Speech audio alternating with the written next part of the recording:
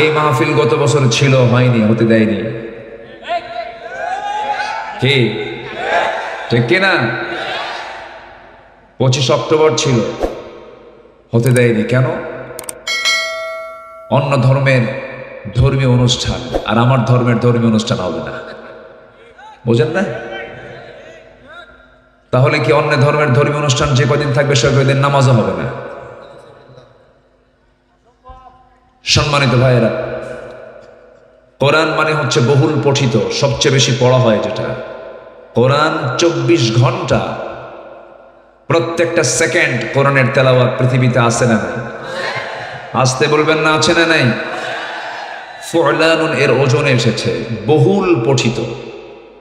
এত বেশি পড়া হয় কোরআনের চাইতে কোনো কিতাব পৃথিবীতে নাই। তাহলে যে কিতাবের নামই হলো বেশি পড়া, আমরা তো পড়ি না। কোরআনটাকে কম পড়া দরকার না বেশি পড়া দরকার? জি, আমরা কোরআন শিখতে এসেছি, পড়তে এসেছি, বলছি আলহামদুলিল্লাহ। চিৎকার মেরে বলছি আল্লাহুম্মা ইন্নী আউযু বিকা, আল্লাহুম্মা ইন্নী আসআলুকা আল হুদা ওয়াত তুকা ওয়াল আফাফা ওয়াল গিনা। সবাই বলি আল্লাহুম্মা আইন্নি আলা যিকরিকা ওয়া শুকরিকা ওয়া হুসনি ইবাদাতিকা। আমরা আল্লাহ তাআলার শুকর আদায় করে নিলাম। আমার আগের যিনি মেহমান ছিলেন, বয়সও বড়, ইলমি যোগ্যতায় বড়, আমার ভাইজান যতগুলো কথা বলেছেন আমি পাশে রুমে বসে ওয়াজগুলো শুনেছি, অনেক খোরাক পেয়েছি। কিয়ামতের কিছু আলামতের কথা তিনি তুলে ধরেছেন তার আলোচনার বৃহৎ আদিল্লা নির্ভর বয়ানের মাঝে। আমরা শুধু শুনবো না, এগুলো আত্মস্থ করে জীবনে আমলে আমরা বাস্তবায়িত করব। জোরে বলি ইনশাআল্লাহ। আমার ভাইজান একটু অসুস্থ, আমরা তার জন্য দোয়া করি, আল্লাহ যেন তাকে সিহহাতে কুল্লিয়া আজেলা দান করেন। জোরে বলি আল্লাহুম্মা আমিন। সম্মানিত হাজিরিন, আমি সেখান থেকে কথা বলতে চাই যেখান থেকে আমি মোটামুটি একটা প্রিপারেশন নিয়ে এসেছি। প্রিপারেশন ছাড়া কোনো মাঠে আলোচনা করা উচিত না। মন যা চায় তা বলা এটা ঠিক না। সংবিধান কোনটা উত্তম, অলিখিত না লিখিত? আল্লাহ তাআলা ফরিদা আলাইকুমুস সিয়াম বলতে পারতেন, কিন্তু কুতিবা আলাইকুমুস সিয়াম বলেছেন। কেন জানেন? লিখিত আকারে যেটা চূড়ান্ত হয় সেটা মজবুত হয়। তবে এখন আমার দেশে এখন তাফসীর মাহফিলের একটা কালচার, প্রকৃত একটা রূপ আমরা ফিরে পাবো অচিরেই। জোরে বলি ইনশাআল্লাহ পাবো। এখন ওই তাহেরি ও নাম বলেই ফেলছি না, নাম তো বলতে চাইছিলাম না। গতকালকে আমার এক পার্সোনাল প্রোগ্রামে বিশ্বনন্দিত আলেম দ্বীন মদিনা ইউনিভার্সিটির তিনি একজন স্থায়ী সদস্য, রাবেতার সদস্য, গোটা পৃথিবীর হাতে গোনা কয়েকজন আলেমদের ভিতরে অন্যতম একজন আলেম সৈয়দ কামাল উদ্দিন জাফরি হাফিজাহুল্লাহ, তিনি এসেছিলেন। ওনাকে নিয়েও এই ডিজে পার্টি বাজে কথা বলেছিল, অদ্যত আচরণ করেছিল। যার ভক্ত হলো একজন 1 নম্বর শামীম ওসমান ওরফে তাহাজ্জুদ গুজার। শামীম ওসমান বলে, হুজুর আমি আপনার জিকিরের খুব ভক্ত, ওয়াজের ভক্ত না। জিকির, আপনি যখন জিকির করেন তখন আমি পাগলা হয়ে যাই, মানে এমন জিকির করে ও পাগলা হয়ে যায়। সম্মানিত ভাইয়েরা, এই পবিত্র মঞ্চকে আমরা আজে বাজে, বেহুদা, অসার, অশালীন, অসামঞ্জস্যপূর্ণ কোনো বক্তৃতা দিয়ে এই পবিত্র মঞ্চকে আমরা আর কলঙ্কিত দেখতে চাই না। জোরে বলি ইনশাআল্লাহ। যে আলোচকের মুখে আয়াত থাকবে, যে আলোচকের মুখে হাদিস থাকবে, ভাবতে হবে এটাই হচ্ছে মাহফিলের মূল প্রাণ। আয়াত নাই, হাদিস নাই, তারে নারে বান্দরে কলা খাইছে ইন্দুরে, এগুলো কথার কোনো দুনিয়াতেও দাম হবে না, আখিরাতেও দাম হবে না। আমরা কোরআন নিয়ে থাকবো। জোরে বলি ইনশাআল্লাহ। কত আয়াত আমার ভাইজান বললেন, কত রেফারেন্স তিনি টানলেন। 2 ঘন্টার বক্তৃতায় এরকমও আছে যে একটা আয়াতও বলে না। যখন বলা হয় আপনি আয়াত বললেন না কেন, আয়াত বললেই ধরা খেয়ে যাবে। আছে কিন্তু খুব সুন্দর কথা বলে তারা। না, আলোচনার মূল প্রাণ হচ্ছে আল্লাহর কালাম। জোরে বলি আলহামদুলিল্লাহ, জোরে বলি আলহামদুলিল্লাহ। সম্মানিত হাজিরিন, আমরা আল্লাহর রহমত পেতে চাই না লাআনত পেতে চাই? বলেন, রহমত না লাআনত?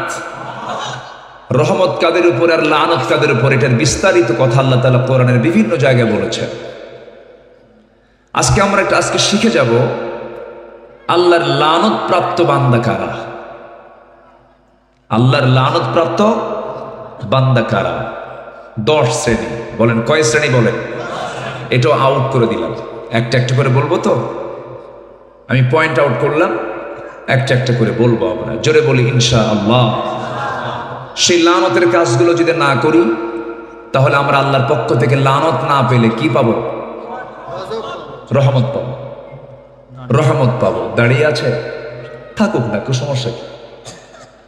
দূরে যেতে হবে যে? এই লোকগুলোকে যদি বলা হয় দূরে যাবে, দূর থেকে দেখা যায় না তো, এটাও সমস্যা। থাকুক না, প্রয়োজনে আমি সামনে আসতে বলবো, যদি পারেন। আমি এই চান্সটা দিয়ে দিলাম, সামনে আসতে পারবেন।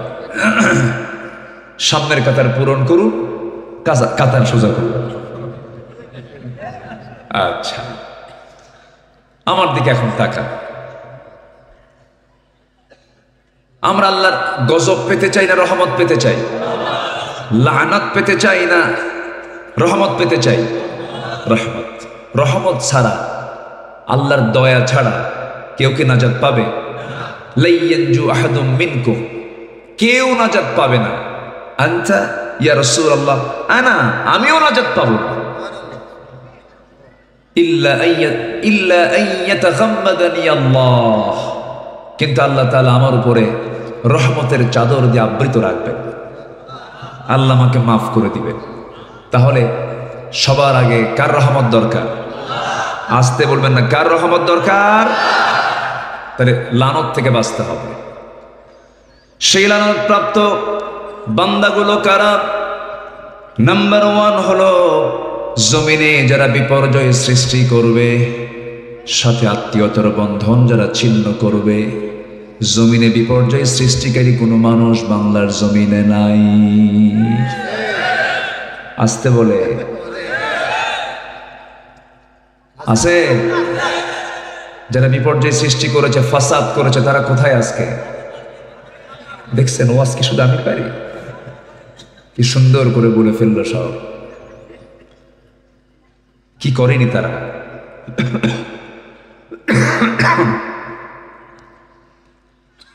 আল্লাহ রাব্বুল আলামিন বলেন, فهل عسيتم إن توليتم أن تفسدوا في الأرض وتقطعوا أرحامكم أولئك الذين لعنهم الله فأصمهم وأعمى أبصارهم। سورة محمد ভার্স নাম্বার 22, 23। সূরা মুহাম্মাদের 22 এবং 23 নম্বর আয়াত আল্লাহ রাব্বুল আলামিন বলেন, এই দুনিয়াতে যারা জমিনে বিপর্যয় সৃষ্টি করেছে, জমিনে যারা বিপর্যয় সৃষ্টি করবে, আত্মীয়তার সম্পর্ক যারা নষ্ট করবে, আল্লাহ বলছেন এই সমস্ত বান্দার উপর আমি আল্লাহ আমার লানত। জোরে কর নাউযুবিল্লাহ। একটা মানুষের, একটা ব্যক্তির কত টাকার দরকার?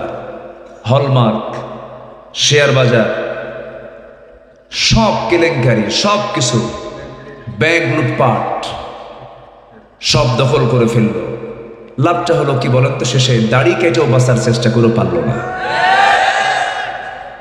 ঠিক আছে না? পারলো না। লাভটা হলো কি? আমার বন্ধুগণ, একটা বিষয় খেয়াল করবেন, হক লঙ্ঘিত কোনো গুনাহ আল্লাহ রাব্বুল আলামিন মাফ করবেন না। হক লঙ্ঘিত কোনো গুনাহ মাফ হবে না।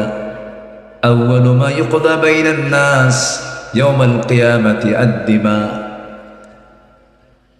আল্লাহ রাব্বুল আলামিন হকের বিষয়ে প্রশ্ন করবেন আগে। হক লঙ্ঘিত কোনো গুনাহ করা যাবে না, কোনো পাপে জড়ানো যাবে না। যেমন আল্লাহর কিছু হক আছে, বান্দার কিছু হক আছে, পিতামাতার হক আছে, প্রতিবেশীর হক আছে, ইতিমের হক আছে, মিসকিনদের হক আছে। কোনো হক লঙ্ঘিত কোনো গুনাহ করলে পরে সে বিপদে পড়ে যাবে। দুনিয়াও তার জন্য সংকীর্ণ হয়ে যাবে, আখিরাত তার জন্য ধ্বংস হয়ে যাবে। আমার বন্ধুগণ, আল্লাহ রাব্বুল আলামিন এক জায়গায় বলছেন, লাইসাল বিররা আন তুওয়াল্লু ফুজুহাকুম কিবালাল মাশরিকি ওয়াল মাগরিব ওয়ালাকিন্নাল বিররা মান আমানা বিল্লাহ। জোরে বলুন আল্লাহু আকবার। সূরাতুল বাকারা। আল্লাহ রাব্বুল আলামিন বান্দাকে লক্ষ্য করে বলেছেন, প্রকৃত পুণ্যতা তুমি তোমার চেহারা পূর্ব অথবা পশ্চিম দিক করলে এর মধ্যে প্রকৃত পুণ্যতা নেই। প্রকৃত পুণ্যতা হল আল্লাহর প্রতি ঈমান আনা, পরকালকে বিশ্বাস করা, প্রতিবেশীর হক আদায় করা, তিন মিসকিনদের হক আদায় করা। যে ঈমান মানবতার জন্য কাঁদে না, সেই ঈমান ঈমান নয়। ঠিক কিনা? কোনো মানবতা যার মধ্যে কাজ করে না, কোনো মানবতা নেই, কোনো হিউম্যানিটি নেই। চিন্তা করুন, দেশের সব টাকাগুলো 4 থেকে 5টা মানুষ লোপাট করেছে। 18 লক্ষ কোটি টাকা দেশের ঋণ করে 11 লক্ষ কোটি টাকা নিজেরাই পাচার করে বাইরে নিয়ে চলে গেছে। ওদের মুখে স্বাধীনতা মানায় না, ওদের মুখে দেশপ্রেমের শব্দ মানায় না। এরা ভণ্ড, এরা প্রতারক, এরা বদমাইশ, এরা অসামাজিক, ব্যক্তিত্বহীন লম্পট।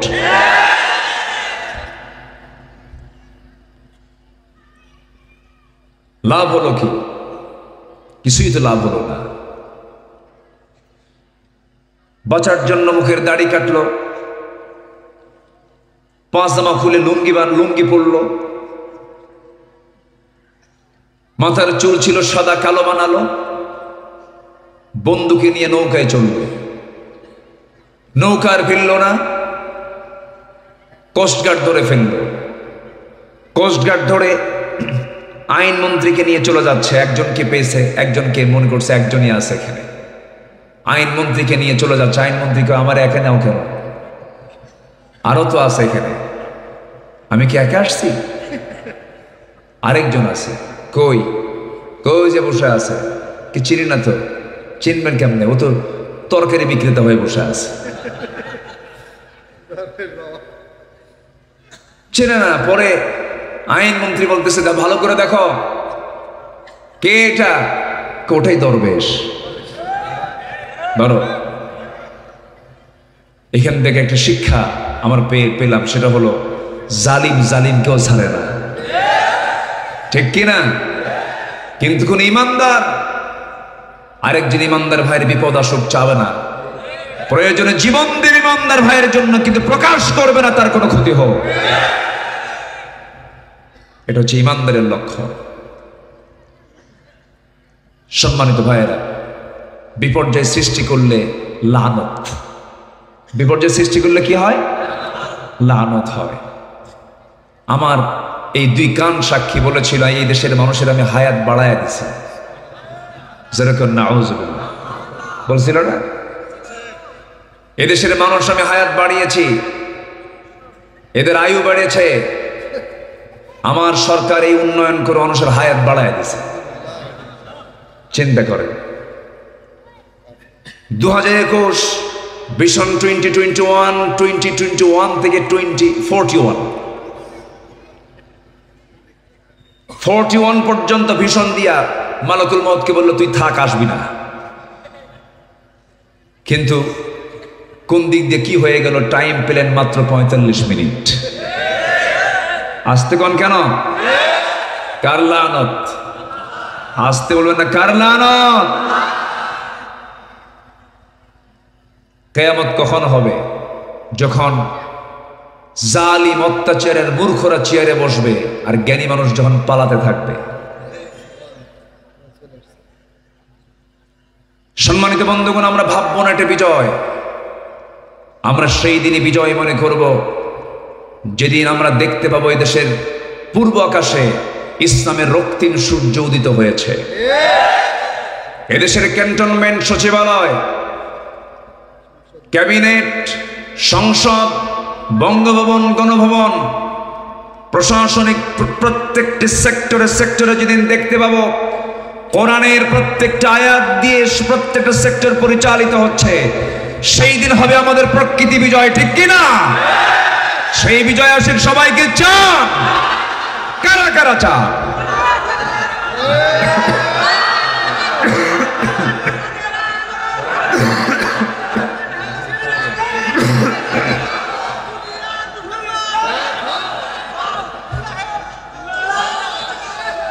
আল্লাহ কবুল করুন, জোরে বলে আমিন, আরো জোরে আমিন।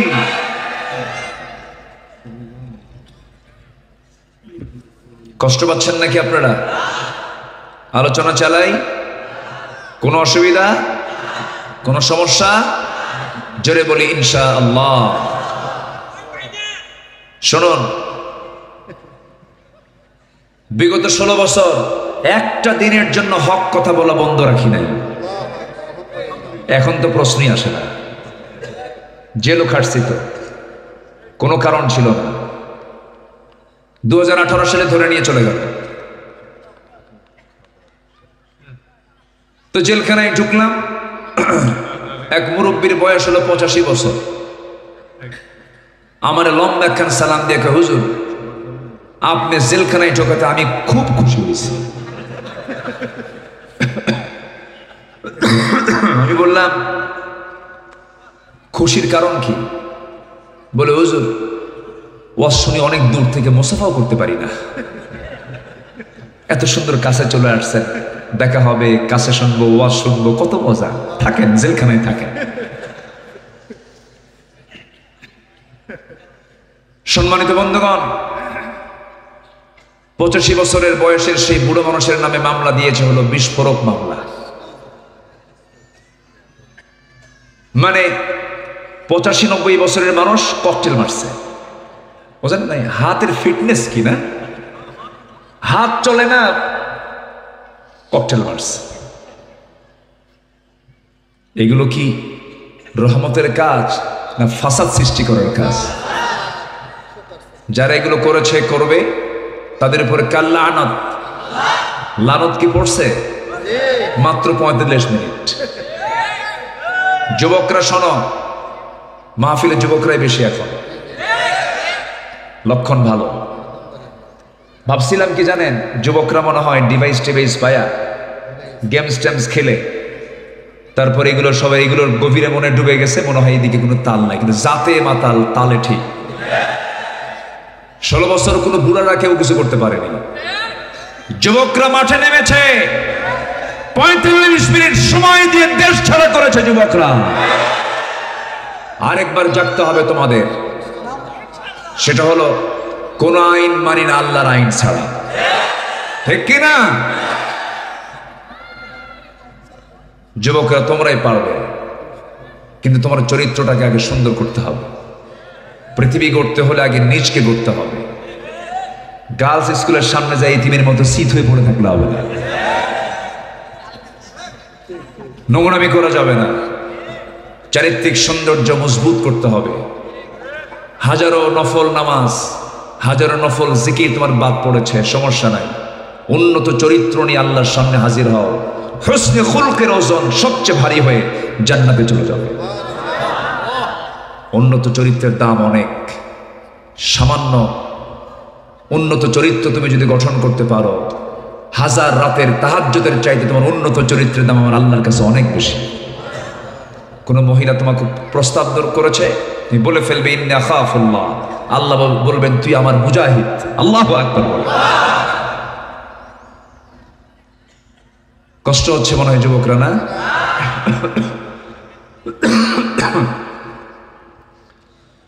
তাহলে আল্লাহর রহমত পাবে কয় শ্রেণী, আল্লাহর লানত পাবে কয় শ্রেণী? কেবল চলতেছে কয় নাম্বার? 1 নাম্বার। আমার বন্ধুগণ, ফাসাদ সৃষ্টি করা যাবে না, বিপর্যয় সৃষ্টি করা যাবে না, কারো ক্ষতি করা যাবে না, সন্ত্রাসী করা যাবে না, চাঁদাবাজি করা যাবে না। সরকার পতন হয়েছে, সরকার চলে গেছে, কিন্তু কিছু চাঁদাবাজি, কিছু দুষ্টামি এখনো, সেই চক্র এখনো পৃথিবীতে আছে না নাই? আমার দেশে নেই। আসতে বলবেন না, আছে না নাই? এখনো আছে। এই সমস্ত কাজগুলো করতে দেওয়া যাবে না, নিজেও করা যাবে না, কাউকে করতেও দেওয়া যাবে না। আল্লাহ রাব্বুল আলামিন বান্দাকে হুকুম করেছেন। কি হুকুম করেছেন? আল্লাহ রাব্বুল আলামিন বলেন, কুনতুম খায়রা উম্মাতিন উখরিজাত লিন-নাসি তা'মুরুনা বিল মা'রুফি ওয়া তানহাউনা 'আনিল মুনকার। তোমরাই শ্রেষ্ঠ জাতি, মানুষের কল্যাণের জন্য পৃথিবীতে পাঠানো হয়েছে। তোমরা কি করবে? সৎ কাজের আদেশ দেবে, অসৎ কাজের বাধা প্রদান করবে। ইমানদারের দায়িত্ব হলো নিজে অন্যায় করব না, কাউকে অন্যায় হতে দেব না। আমি নিজে চুরি করব না, কাউকে চুরি করতে দেব না। আমি নিজে ডাকাতি করব না, কাউকে ডাকাতি করতে দেব না। যদি কেউ ডাকাতি করে তার শাস্তি নিশ্চিত করে দেব। এটা হলো ইমানদারের ডিউটি। আমার বন্ধুগণ, তাহলে বুঝে গেলাম আমার দ্বারা যেন কোনো হক নষ্ট না হয়, বিপর্যয় সৃষ্টি যেন আমার দ্বারা না হয়। সাথে একটা যোগ দিয়েছে, একের ক বলতে পারে, একের ক। আত্মীয়তার বন্ধন কখনো ছিন্ন করা যাবে না। নিজের বোনের খবর নাই, নিজের মার খবর নাই, ধর্মের মা বানায়, ধর্মের বোন বানায়। এগুলো রাজশাহীতে মনে হয় নাই, আছে কিন্তু এগুলো আছে। ধর্মের বোন হতে হতে আমার বউ হয়ে যায়, মানে এমন বোন বউ হয়, এমন বোন কি হয়? বউ হয়। তাহলে এই বোনের দাম আছে না? বোন তো বোনই। যে বোন সারা জীবন মাহারাম, তার সঙ্গে দেখা করা জায়েজ আছে, কিন্তু বিয়ে জায়েজ নাই। যার সঙ্গে দেখা করা জায়েজ, তার সঙ্গে বিয়ে জায়েজ নয়, এটা সূত্র। আর যার সাথে দেখা করা যায়, যার সঙ্গে দেখা করা জায়েজ নাই, তার সঙ্গে বিয়ে জায়েজ। সূত্রটা বুঝতে পারলেন তো? কয়টা? 14 জন আছে। হ্যাঁ, 14 জন মাহারাম। কিন্তু এটা মুখস্থ যদি আপনার নাও থাকে, সূত্র যদি মনে থাকে, ইন্টারভিউ যদি আসে, কোনো ভাইভা যদি আসে, কোনো MCQ যদি আসে, তখন সূত্র মাথায় রাখবেন কি? যাকে বিয়ে করা জায়েজ, বিয়ের আগে তার সঙ্গে দেখা করা না জায়েজ। আর যার সঙ্গে দেখা করা জায়েজ, তাকে বিয়ে করা না জায়েজ, হারাম। বাস। তাহলে এই যে কোনো প্রশ্ন আসলে উত্তর দিতে পারবেন না? পারবেন। এই জাতীয় কোনো প্রশ্ন আমার দেশের ইন্টারভিউ বোর্ডে হয় না, বিশেষ পরীক্ষায় হয় না। বিশেষ পরীক্ষার ভাইবা হলো সর্বশেষ IC ক্রিকেটে কোন বলার সবচেয়ে বেশি উইকেট পাইছিল। হ্যাঁ, কি তার নলেজ দরকার, এই নলেজ খুবই প্রয়োজন। আমি অবাক হয়ে যাই, জানেন, এটা BCS ক্যাডার সূরা ফাতিহা পড়তে পারে না। আমার দেশ কত পিছিয়ে আছে দেখেন। আমি মালয়েশিয়া গিয়েছিলাম, ক্লাস 3 একটা বাচ্চা, তার কত সুন্নাহ দোয়া মুখস্থ, কোরআন তেলাওয়াত তার সহি। মালয়েশিয়ার কোন মুসলিমের তেলাওয়াত গলত নাই। ওদের শিক্ষার সিস্টেমে ভিন্ন। শিক্ষিত যে হবে তাকে কোরআন সুন্দর করে সহিভাবে শিখতেই হবে। কিন্তু আমার দেশে এমন সিস্টেম নাই। এমন আয়াত কয় পদ্মা সেতু উদ্বোধন হবে, দেশে কত বড় বড় হাফেজরা আছে, মনে আছে কিনা আপনাদের জানি না। হ্যাঁ মনে আছে, একটা পদ্মা সেতুর মতো একটা সেতু উদ্বোধন হচ্ছে, কত বড় বড় হাফেজ। আমার দেশের হাফেজরা গোটা পৃথিবীর হাফেজকে হারায়া দেয়। গতকালকে আমি দাওয়াত করেছি দুজনকে, নাজমুস সাকিব এবং জাকারিয়া আসছিল, কি তেলাওয়াত তাদের। এদেরকে না দাওয়াত দিয়া একজন বিসিএস ক্যাডারে দিছে তেলাওয়াত করতে। এমন সূরা রহমান কইছে, শয়তান কই তোর আমার তেলাওয়াত ভালো আছে। কত ফতুয়া শুনলাম, লাকুম দীনুকুম ওয়ালিয়া দিন, বুখারী শরীফের 40 পারা। আগামীকাল ঈদুল আজহার জানাজা নামাজ, শুনছি কিনা বলেন, শুনছি কিনা? শুনেছি। অনেক কিছু তোমরা নাটক করেছ। যাদের ইসলাম সম্পর্কে চুল পরিমাণ ধারণা নাই, তারাই আলেমদের বিরুদ্ধে রায় লিখেছে, তারা আলেমদের বিরুদ্ধে কথা বলেছে, লানত নাযিল হয়েছে ওদের উপরে। আমার তালিকা করেছে কালামানিক,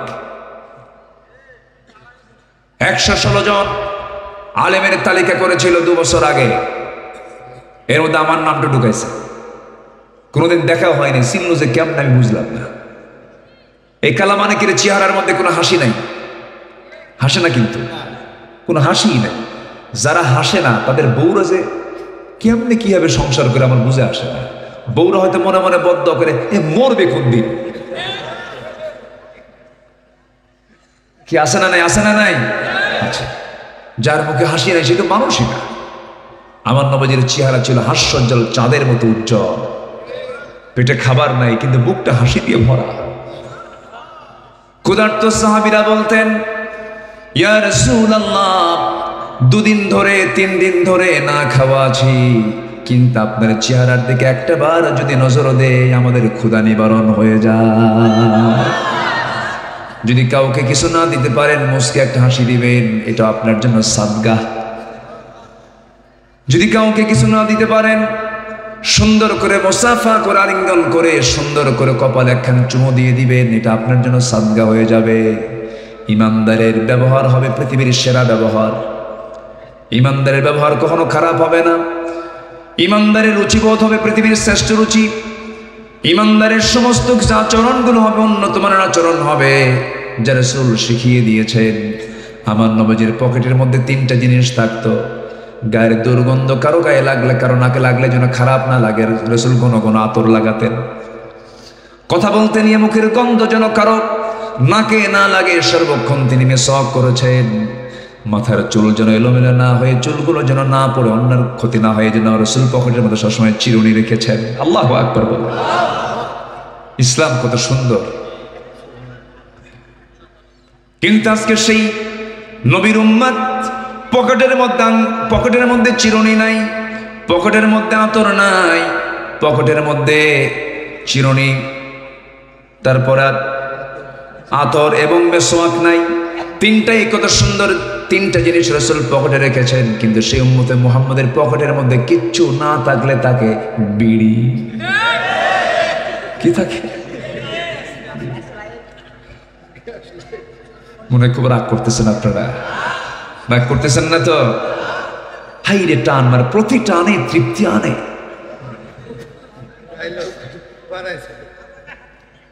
এক টান দিয়ে ধোঁয়া 4 তলায় পাঠায়, আবার ছায়া থেকে কুদ্দুর গেল, দেখি তো কি যে মজা পায়। আমার মনে হয় জাতি হিসাবে গোটা পৃথিবীর মধ্যে যে জাতি সবচাইতে বিড়ি খাওয়া ফাস্ট, বাংলাদেশ। এরা ভাতের চেয়ে বেশি বিড়ি খায়, পায়খানা যেও খায়। বুঝে আসে না আমার। আপনি বিড়ি ছাড়তে পারলেন না, আপনি হারাম ছাড়বেন কেন? আবার মাহফিলে এসে বলে, হুজুর একটা প্রশ্ন করে, কি বিড়ি খাওয়া কি জায়েজ আছে? মানে উনি জায়েজের চেষ্টাতে আছেন, আবার আছে না নাই? আচ্ছা, আল্লাহ তুমি এই জাতিকে সকল নেশা থেকে হেফাজত করো, জোরে বলি আমিন।